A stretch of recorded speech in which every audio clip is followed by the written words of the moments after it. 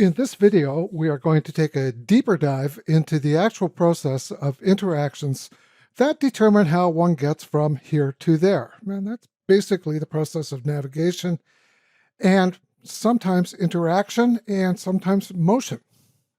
So to get yourself started, open the triggers file found in your chapter download.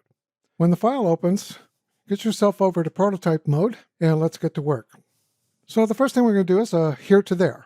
So we're going to click on this button to go to this screen. So we'll just select this button and we'll drag a wire over to this screen. Now, if we head over to the trigger, you will see you have four choices. You can tap or click if it's a web page. You can drag, which means you can drag that object from here to there. You can actually use keyboard commands or a gamepad such as an Xbox One to get from here to there. Or you can even have a voice trigger, which is kind of neat. And they're all pretty well self-explanatory. And we'll go with tap. The next step, we're going to come down to the actions pop down, which is type. And they answer the question, what happens? What do I do? What happens? Well, we got a couple of choices here too. We're going to pay attention to the first two. Transition and auto-animate. Transition is applied to changes between artboards, and auto-animate applies to changes between the properties of objects on artboards, as you saw in the previous exercise. Seeing as how there are no property changes between here and there, we're just going to go with transition. The next question, of course, is when you got from here to there, it's going to ask you, where is there? And that's where the destination is. And if you have a whole bunch of screens or a whole bunch of artboards, they'll be listed here. So we know that we're going from the main to the city artboard. Now let's take a look at the animation. You can have no animation, which basically is just a pop. It just pops into view. You can do slides left, slide right, up, down. That's pretty self-explanatory. Same thing with push. Now push is a little bit different because it looks like it's being pushed over. It's a little less time. So we're just going to go with dissolve. And let's see how that works. So to do that, you select your artboard that you're going to work with, and we just click the player preview button here, and we'll tap the button, and you can see that immediately there's a cursor change, and there's the dissolve. Okay, we're going to come back. When something moves or changes, you apply easing. And if you select this pop down here, okay, so we're going to choose our button again, click on the wire. You can see that you get a lot of choices. We're going to go with ease out. So that means that the dissolve slows down as it comes into the second screen or the city screen.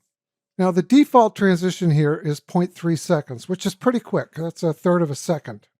Let's take the duration a little bit more to 0.5.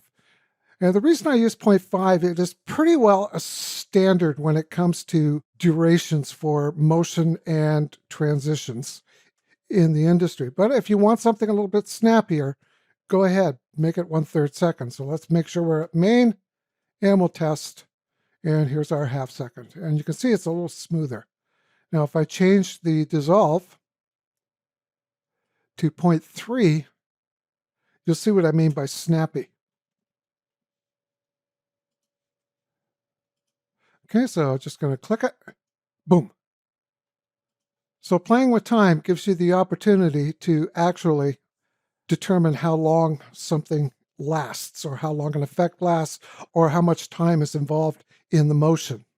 Okay, we're going to come over to the Scroll to artboard, and we're going to select our button again, and we're going to click the wire, and we're going to have a different type of transition. We're going to have scroll to. So what we want to do here is when the user taps on this button, we're going to come down to the happening now section of the screen.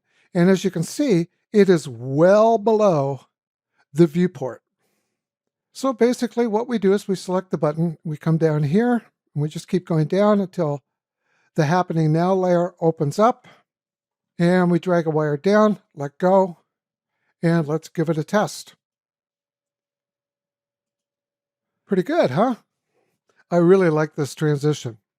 Now, one other aspect of this is you don't necessarily have to go to a particular area. You can go to a particular thing. And here's what I mean by that.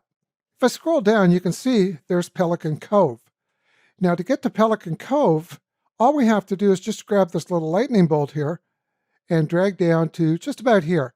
Now, what this says is ignore this area. Okay, so let's give that a test. And you can see it ignored everything leading into Pelican Cove. Okay, I'm going to close this. So of course, the next question is, well, how do we get back? Well, we can select Happening Now and just do the same thing. We'll go right back up to Welcome to Newfoundland, and we'll make it a scroll to.